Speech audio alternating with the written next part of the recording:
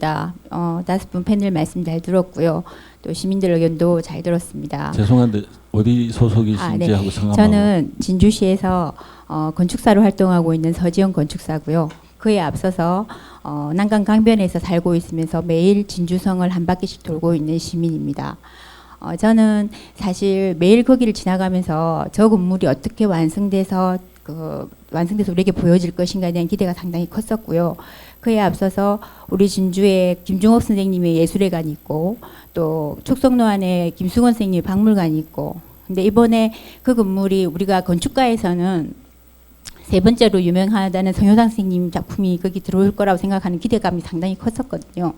근데 제가 매일 지나가면서 점점 드러나는 건물이 좀 커지고 이래서 저도 사실은 처음엔 많은 염려가 됐었고, 저기밖에 건물이 들었으면 안 됐을까 이런 의구심도 많이 가졌었습니다.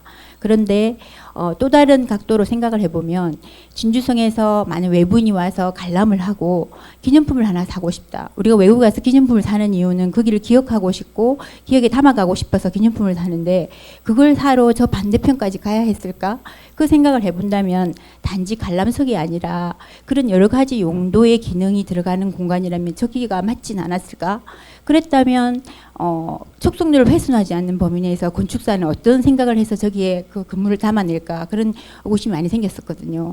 그런데 제가 이번에 그 저녁에 산책을 하면서 사실은 매일 저녁에 갈 때는 무서워요. 거기에 사람이 없어서. 근데 최근에 야행이라는 프로그램을 진행하면서 그 어린이를 비롯해서 손님이 굉장히 많아졌거든요. 막 빛이 쏘여대고, 그게 시민으로서는 어떨 때는 굉장히 그 동네가 시끄러워서 싫을 때도 있지만 왠지 촉성로가 살아나고 있다. 촉성로에 사람들이 오는구나 이런 생각을 했거든요. 서울의 동대문 프라자에 자하 하디드가 설계한 건물이 처음에는 굉장히 논란이 많았습니다. 근데 지금은 그 동대문 프라자를 찾는 사람들이 너무나 많고 그 역할을 잘하고 있는 것처럼 우리가 저 지어지는 건물, 아직 준공도 안 된 건물에 대한 철거를 논할 게 아니라 그 건물이 생기고 나서 쓰여짐에 대한 어떤 그걸 관찰해 보고 난 후에 이런 결정을 해도 늦지 않을 거란 생각이 들고요. 또 제가 한 가지 아쉬운 것은 저희가 반성해야겠지만 오늘 그 전문가 토론회에 건축 이야기가 담겨 있음에도 불구하고 건축사 한 사람이 패널로 참석하지 않았다는 부분도 굉장히 저희가 반성해야 될 부분이라고 생각합니다. 그래서 여러 각도의 아까 말씀하신 것처럼 여러 분야의 사람들을 좀 담아서 이야기를 담아서 이 결론을 도출해 주시면 감사하겠습니다. 네.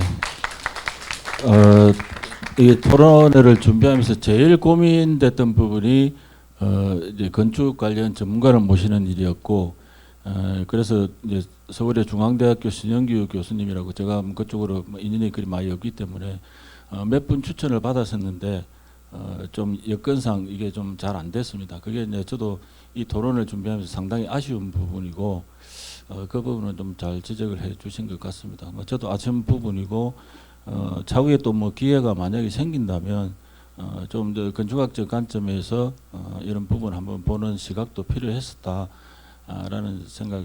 지금 계속 지금 시간이 지금 2시간 반 지났습니다. 2시간 반 지나서 그때 말씀 많이 하시고 싶은 거 저도 이해를 하고요.